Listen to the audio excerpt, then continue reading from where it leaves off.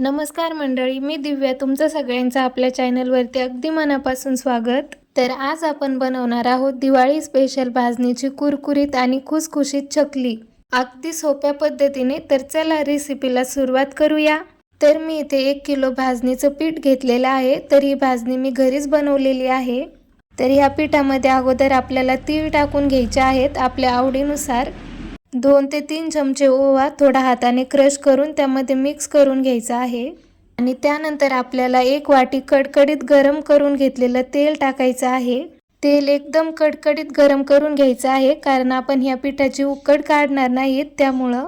त्यानंतर 2 ते 3 चमचे मिरची पावडर टाकलेला आहे. तुम्ही तुमच्या आवडीनुसार कमी जास्त करू शकता. चवीनुसार मीठ टाकायचं आणि हे सगळं हाताने व्यवस्थित मिक्स करून घ्यायचं आहे.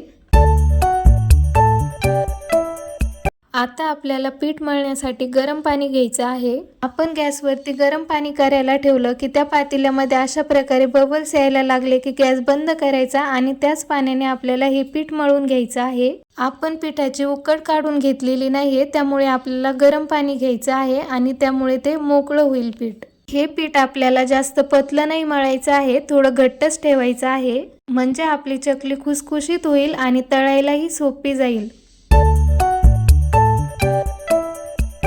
तर बघा, अशा प्रकारे मी पीठ मळून घेतलं आणि हे 10 ते 15 मिनिटं असंच झाकून ठेवलं. 10 ते 15 मिनिटानंतर लगेच मी चकली बनवायला घेतली. तर पीठ एकदम छान भिजलेलं होतं, तुम्ही बघा.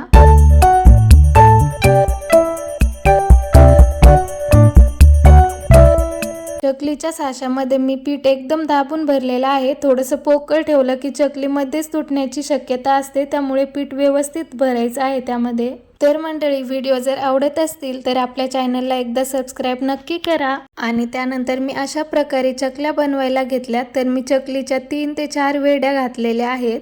चकली हा दिवाळी फराळातील अगदी आवडता आणि सर्वात खास पदार्थ आहे. ही चकली बाहेरून कुरकुरीत आणि आतून हलकी असते आणि भाजणीमुळे ह्या चकलीचा अजूनच स्वाद वाढतो.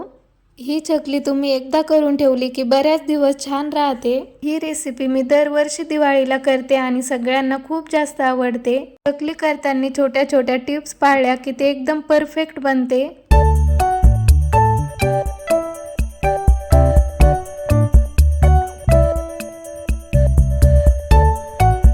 मी 9 ते 10 चकली अगोदर बनवून ठेवल्या आणि लगेच तळण्यासाठी घेतल्या. तर अगोदर तेल गरम करायला ठेवलं. तेल चांगलं गरम झालं की गॅसची फ्लेम मीडियम करायची आहे आणि त्यानंतर या चकल्या तळून घ्यायच्या आहेत. चकली आपल्याला मीडियम फ्लेमवरतीच तळून घ्यायची आहे, म्हणजे चकली आतमध्ये सुद्धा चांगली तळेल, कच्ची राहणार नाही आणि कुरकुरीत होईल. चकलीचा लालसर रंग होईपर्यंत तळून घ्यायची आहे. तर तुम्ही बघू शकता, इथे एकदम छान प्रकारे आपली चकली तळलेली आहे. तर मंडळी, मी अशा प्रकारे सर्व चकल्या तळून घेतल्या. तर तुम्ही सुद्धा ह्या पद्धतीने एकदा चकली बनवून बघा, एकदम परफेक्ट होईल. तर तुम्हाला माझी रेसिपी आवडली असेल तर व्हिडिओला लाईक करा, शेअर करा आणि सबस्क्राईब करा.